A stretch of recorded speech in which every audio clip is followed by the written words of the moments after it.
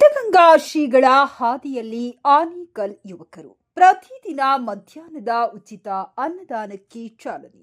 ಆನೇಕಲ್ ಕಾಯಕವೇ ಕೈಲಾಸ ಹಾಗೂ ದಾಸೋಹ ಪರಂಪರೆಯ ಹರಿಕಾರ ತ್ರಿವಿಧ ದಾಸೋಹಿ ಡಾಕ್ಟರ್ ಶಿವಕುಮಾರ ಸ್ವಾಮೀಜಿಯವರ ಆಶಯದಂತೆ ಆನೇಕಲ್ ಪಟ್ಟಣದಲ್ಲಿ ಮಹೇಶ್, ಮೊಹಮ್ಮದ್ ಅಲಿ, ಆಕಾಶ್, ಗೌತಮಿ ಮತ್ತು ಸ್ನೇಹಿತರ ಬಳಗದಿಂದ ಹಸಿದವರ ಪಾಲಿಗೆ ಅಕ್ಷಯ ಪಾತ್ರೆಯಾಗಿ ನಿರಂತರ ಉಚಿತ ಮಧ್ಯಾಹ್ನದ ಬಿಸಿ ಊಟ ಕಾರ್ಯಕ್ರಮಕ್ಕೆ ಇಂದು ಚಾಲನೆ ನೀಡಲಾಯಿತು. ಪಟ್ಟಣದ ಸರ್ಕಾರಿ ಆಸ್ಪತ್ರೆ ಹಾಗೂ ದೂರದ ಊರುಗಳಿಗೆ ತೆರಳುವ ಬಸ್ ನಿಲ್ದಾಣದ ಬಳಿ ಆಯೋಜಿಸಲಾದ ಈ ಕಾರ್ಯಕ್ರಮವನ್ನು ಗಣ್ಯರು ಹಾಗೂ ಸ್ನೇಹಿತರು ಉದ್ಘಾಟಿಸಿದರು.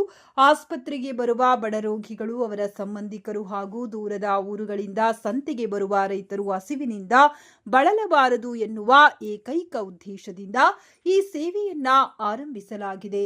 ಕಾರ್ಯಕ್ರಮದ ಕುರಿತು ಮಾತನಾಡಿದ ಮಹೇಶ್ ಮತ್ತು ಸ್ನೇಹಿತರು, ಇದು ಕೇವಲ ಒಂದು ದಿನದ ಕಾರ್ಯಕ್ರಮವಲ್ಲ, ಪ್ರತಿದಿನ ಮಧ್ಯಾಹ್ನ ನಿರಂತರವಾಗಿ ನಡೆಯಲಿದೆ.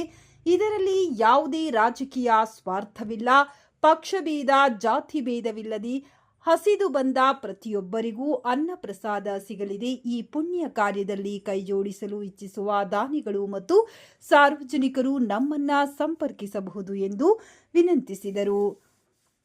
ರೋಗಿಗಳ ಹಸಿವು ನೀಗಿಸುವುದು ಹಾಗೂ ಕ್ಷಮೀಕರ ವರ್ಗಕ್ಕೆ ಮತ್ತು ಮಣ್ಣಿನ ಮಕ್ಕಳಿಗೆ ಗೌರವಯುತವಾಗಿ ಅನ್ನ ನೀಡುವುದು ಒಂದೇ ನಮ್ಮ ದಾಸೋಹದ ಗುರಿ, ಬೇರೆ ಯಾವುದೇ ಉದ್ದೇಶ ಇಲ್ಲ ಎಂದು ಮೊಹಮ್ಮದ್ ಅಲಿ ಹಾಗೂ ಸ್ನೇಹಿತರ ಬಳಗ ತಿಳಿಸಿದರು.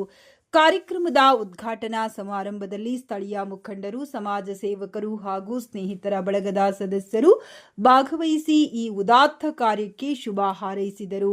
ಪಟ್ಟಣದ ಸರ್ಕಾರಿ ಆಸ್ಪತ್ರೆ ಮತ್ತು ಸಂತೆ ಮೈದಾನದ ಆವರಣದಲ್ಲಿ ಈಗ ಹಸಿವು ನೀಗಿಸುವ ಅನ್ನದಾಸೋಹ ಕೇಂದ್ರವಾಗಿ ಮಾರ್ಪಟ್ಟಿದೆ.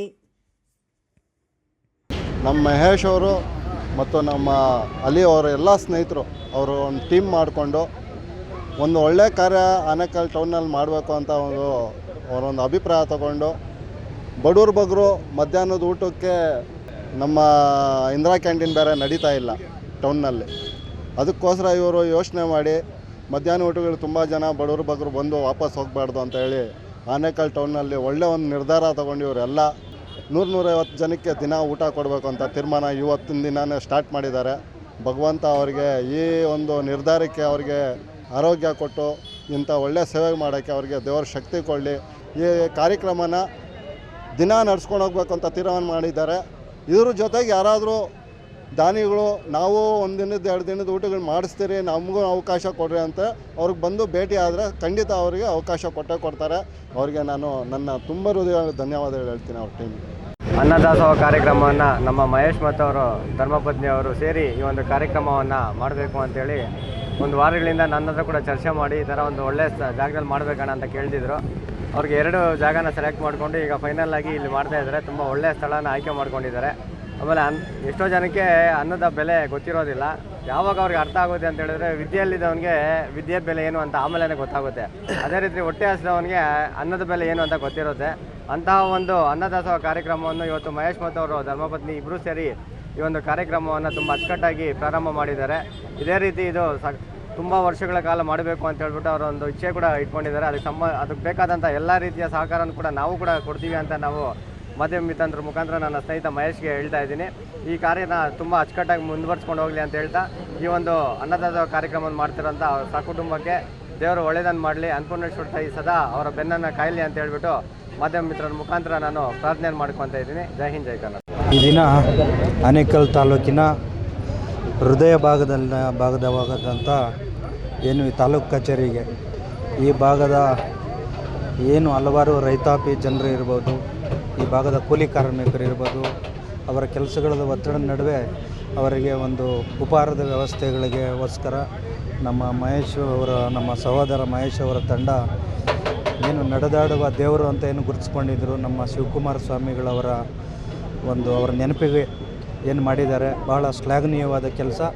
ಇದೇ ರೀತಿ ತಾಲೂಕಿನಾದ್ಯಂತ ಯುವಕರು ಈ ರೀತಿಯ ಒಂದು ಸಮಾಜ ಸೇವೆಯಲ್ಲಿ ಅಸಹಾಯಕರ ಅವರ ನೆರವಿಗೆ ಧಾವಿಸುವುದರ ಮುಖಾಂತರ ಎಲ್ಲರ ಬೆನ್ನೆಲುಬಾಗಿ ನಿಲ್ಲಬೇಕು ಅಂತೇಳಿ ನಾನು ಕರೆ ಕೊಡ್ತಾ, ಏನು ನಮ್ಮ ಯುವಕರು ಏನು ಈ ಕಾರ್ಯಕ್ರಮನ ರೂಪಿಸಿದ್ದಾರೆ ಅವರಿಗೆ ಭಗವಂತ ಇನ್ನೂ ಹೆಚ್ಚಿನ ಶಕ್ತಿ ಕೊಡಲಿ ಅಂತ ನಾನು ಅವರಿಗೆ ಹಾರೈಸ್ತೀನಿ. ನಮ್ಮ ಮಹೇಶ್ ಬ್ರದರು ಮತ್ತು ಅಲಿ ಬ್ರದರು ಇವರ ಒಂದು ತಂಡ ಸೇರಿಕೊಂಡು ಒಂದು ಅರ್ಥಪೂರ್ಣವಾದ ಒಂದು ಕಾರ್ಯಕ್ರಮವನ್ನು ಚಾಲನೆ ಮಾಡಿದ್ದಾರೆ.